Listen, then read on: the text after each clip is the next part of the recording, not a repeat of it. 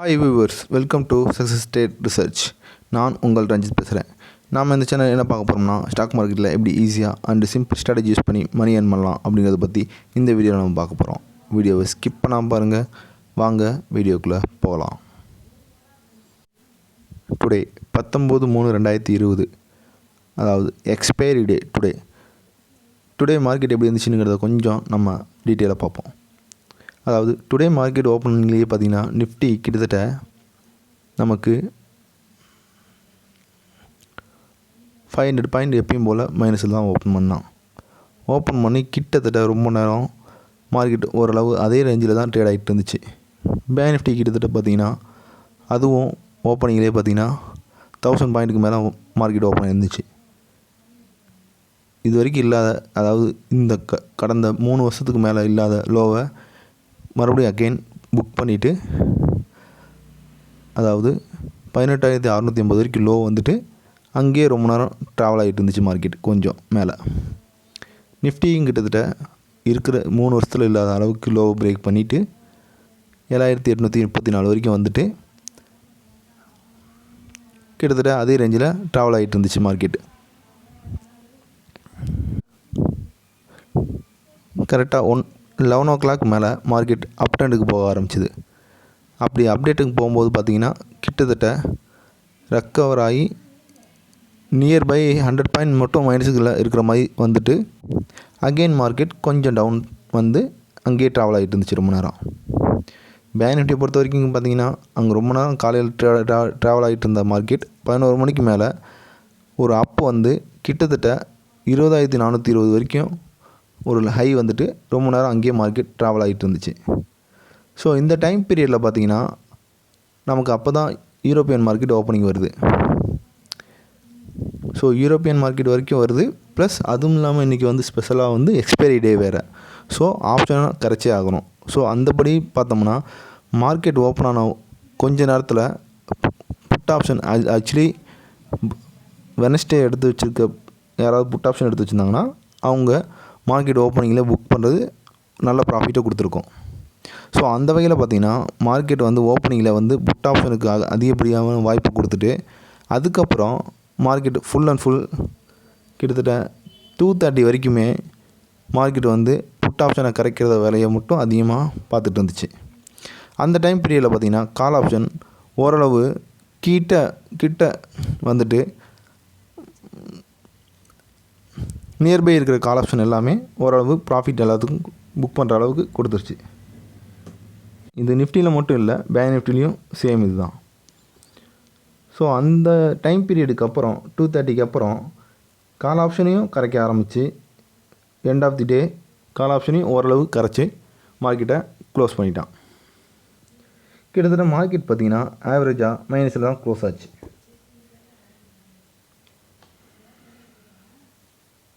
Already நான் குறிப்பிட்டிருந்தேன், இந்த வாரம் வீக் ஃபுல்லாகவே பார்த்திங்கன்னா நிஃப்டியோட அண்டு பேங்க் நிஃப்டியோட ஆப்ஷன்ஸ் எல்லாமே ரொம்ப அதிக ப்ரீமியத்தில் இருந்தனால யாரும் அந்தளவுக்கு ட்ரேட் பண்ணியிருக்க வாய்ப்பு இல்லை. எல்லாத்துக்கும் ஒரு பேனிக் இருந்திருக்கும். ஏன்னா மார்க்கெட் டவுன்லேயே போயிட்டுருக்கு, மறுபடியும் மார்க்கெட் அகைன் திரும்புமா அப்படிங்கிற டவுட்லேயே யாரும் வந்து ரொம்ப ரிஸ்க் எடுக்கிறது தயங்காமல் ரொம்ப லாங்கில் இருக்க ஆப்ஷன்ஸையே ட்ரை பண்ணி பண்ணிகிட்டு இருந்தாங்க. ஆனால் எண்ட் ஆஃப் தி வீக் அது வந்து கடைசியில் 0 தான் ஆகிறதுக்கு போச்சு. ஆனால் இந்த வீக் ஃபுல்லாக புட் ஆப்ஷன் எடுத்தவங்க எல்லாத்துக்குமே நல்ல ப்ராஃபிட்டை மார்க்கெட் கரெக்டாக கொடுத்துச்சு. ஏன்னா ஃபுல்லாக ஒன் சைடு மார்க்கெட் தான். இந்த வீக் ஃபுல்லாக இன்னும் அதிகப்படியான ஒன் சைடு மார்க்கெட்டாகவே இருந்தனால எல்லாத்துக்கும் புட் ஆப்ஷன் தான் அதிகப்படியாக இருந்துச்சு. ஆனால் எண்ட் ஆஃப் தி டே, அதாவது எண்ட் ஆஃப் தி வீக் ஓப்பனிங்கில் மட்டும் புட் ஆப்ஷனுக்கு நல்ல ஒரு ஹை ரேஞ்சில் கொண்டு போய் முடிச்சுட்டு, ஏன்னா புட் ஆப்ஷனோட இது பார்த்திங்கன்னா கிட்டத்தட்ட ரொம்ப நியர்பை இருக்க ஸ்ட்ரைக் ப்ரைஸே வந்துடுச்சு கிட்டத்தட்ட ரேட்டு. ஸோ அந்த வகையில் பார்க்கும்போது பார்த்திங்கன்னா பேங்க் நிஃப்டியும் சரி நிஃப்டியும் சரி புட் ஆப்ஷனை ஹை லெவலில் நல்ல ஒரு ப்ராஃபிட் லெவலில் புக்கிங் கொடுத்துட்டு அதுக்கப்புறம் கடைசி நேரத்தில் அந்த மீதி இருக்க டைமில் கால் ஆப்ஷனுக்கு வாய்ப்பு கொடுத்து கால் ஆப்ஷனையும் எண்ட் ஆஃப் தி டே முடித்து க்ளோஸ் பண்ணிட்டாங்க மார்க்கெட்டை. ஸோ மேக்ஸிமம் மார்க்கெட் செல்லிங் ட்ரெண்டில் தான் இருக்குது. ஸோ ஓப்பனிங்கில் செல்லிங் ட்ரெண்டில் இருந்தாலுமே கொஞ்சம் ரெக்கவர் கொடுத்ததுக்கு ரீசன் வந்து எக்ஸ்பைரி டே. ஸோ ஆப்ஷனை கரைக்கிறது தான் இதோட மெயினான கான்செப்ட்டு. ஸோ அதுக்காக தான் இந்த ரெக்கவர் வந்திருக்கு. மற்றபடி பார்த்தீங்கன்னா டுமாரோ மார்க்கெட் எப்படி இருக்கும் அப்படின்னு பார்த்தீங்கன்னா ஃப்ரைடே. ஆக்சுவலி இன்றைக்கி ஹைலோ பார்த்தீங்கன்னா நிஃப்டி பார்த்தீங்கன்னா கிட்டத்தட்ட 8570 டு 7834 700 சம்திங் இருக்குது பாயிண்ட். அது 700 ரவுண்டாக வச்சுக்குவோம். 700 பாயிண்ட் அதில் நம்ம 50 பாதியாக டிவைட் பண்ணோம்னா 350 பாயிண்ட்ஸ் வருது. அந்த 350 பாயிண்ட்ஸ் இது பண்ணும்போது பார்த்திங்கன்னா உங்களுக்கு லெவல் கிட்டத்தட்ட 8100 ரேஞ்சில் வருது. 8100 150 ரேஞ்சில் வருது. இந்த ரேஞ்சில் கிட்டத்தட்ட மார்க்கெட்டும் க்ளோசிங் பார்த்திங்கன்னா 8200 சம்திங்கில் தான் க்ளோஸ் ஆகிருக்கு. ஸோ மார்க்கெட் இதே ரேஞ்சில் மார்க்கெட் நாளைக்கு ஓப்பன் ஆச்சுன்னா மேலே அந்த ஹையை இன்றைக்கி டுடே ஹையை பிரேக் பண்ணிச்சுன்னா பை ட்ரெண்ட் ஆகும். கீழே இப்போ நான் சொல்லியிருக்கேன் இந்த 8150 பிரேக் பண்ணால் டவுன் ட்ரெண்ட் ஆகும், போகிறதுக்கு வாய்ப்பு இருக்குது. மேபி அது இந்த ரேஞ்சில் ஓப்பன் ஆகாமல் 150 கீழே ஓப்பன் ஆகி 150 மேலே பிரேக் பண்ணிச்சுன்னா அப் ட்ரெண்டுக்கு போகிறதுக்கு வாய்ப்பு இருக்குது. ஆனால் 150க்கு மேலே பிரேக் பண்ணாமல் மறுபடியும் கீழே வந்து இன்னைக்கிலோ அதாவது 7800 சம்திங் அதை பிரேக் பண்ணிச்சுன்னா மறுபடியும் அகெயின் மார்க்கெட் டவுன் ட்ரெண்ட் தான். பேசிக்காகவே அது டவுன் ட்ரெண்டில் தான் இருக்குது. பட் இருந்தாலும் இந்த லெவல்ஸை பிரேக் பண்ணும்போது இன்னும் டவுன் ட்ரெண்டுக்கு போகிறதுக்கு வாய்ப்பு இருக்குது. பேங்க் நிஃப்டியும் கிட்டத்தட்ட சேம் ரேஞ்ச் தான். அதுவும் பார்த்திங்கன்னா ஹை கிட்டத்தட்ட 21030 அண்டு லோ கிட்டத்தட்ட 18680. கிட்டத்தட்ட பார்த்திங்கன்னா 2400 பாயிண்ட்டுக்கு மேலே வருது. நம்ம ஆவரேஜாக எடுத்தோம்னா 2400 1200 பாயிண்ட் 1200 பாயிண்ட் வரும்போது பார்த்திங்கன்னா 18600 ப்ளஸ் 1200 பாயிண்ட் 18600 19800 இந்த ரேஞ்ச் வருது. கிட்டத்தட்ட